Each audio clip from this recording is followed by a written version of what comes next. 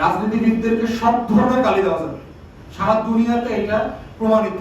President, prime মিনিস্টারকে আলু মারা, ডিম মারা, টমেটো মারা, ময়দা ছুঁড়া মারা, এগুলো খুবই কমন প্র্যাকটিস।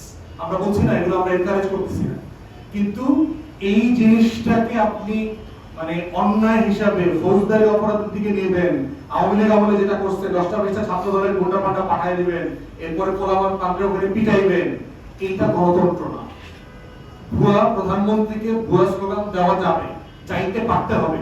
প্রধানমন্ত্রী, স্বরাষ্ট্রমন্ত্রী, আইনমন্ত্রীর দায়িত্ব হচ্ছে যারা ভুয়া স্লোগান দিছে তাদের সেফগার্ড করা, তাদের নিরাপত্তা দেওয়া, তাদেরকে হুমকি দেওয়া না। হুমকি দিবেন আওয়ামী লীগের মতো আপনার পতন হবে, একদম সিম্পল জিনিস।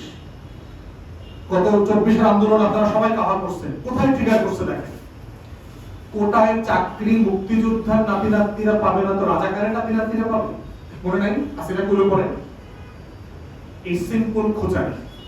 রাজনীতিবিদদেরকে এই সহনশীলতা ওই জন্য বলেছি, গণতন্ত্রের রাজনীতি মানে হচ্ছে আমরা মনে থাকতে হবে, আপনার গালি শুনতে পারতে হবে, গালি শোনার মতো ধৈর্য থাকতে হবে, এবং গালি কেন দেয় মানুষের এই কষ্টটা বুঝতে পারতে হবে।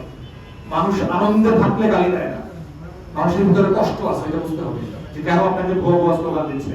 অতএব এই ভুয়া স্লোগান দেওয়াটা জাস্টিফাই, ন্যায্য। তাদের কাউকে বিচার করা, ফৌজদারি অপরাধ, ধরপাকড় করা, এই কোনো দিকে যাওয়ার নাম হলো ফ্যাসিবাদ।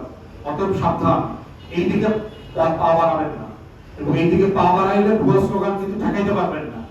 এত লক্ষ লক্ষ মানুষ ভুয়া স্লোগান দিবে, স্টেডিয়ামে ভুয়া স্লোগান দেয় নেই, কয়জনে ঠেকাইবেন, কত লক্ষরে গ্রেফতার করবেন। অতএব সারা দুনিয়ার প্র্যাকটিস, আপনি ট্রাস্ট দিয়ে মানুষের ভালোবাসা আদায় করবেন, যে কেন আমাকে ভুয়া বলতেছে, নিশ্চয়ই আমার কোথাও গ্যাপ আছে। আমি মানুষের ভালোবাসা আদায় করবো কিভাবে, বিচারটা এনশিওর করে করবো। আমি যেটা ওয়াদা দিয়েছি আমি সেটা করবো, আমি করে দেখাবো যে হ্যাঁ আমরা করেছিলাম।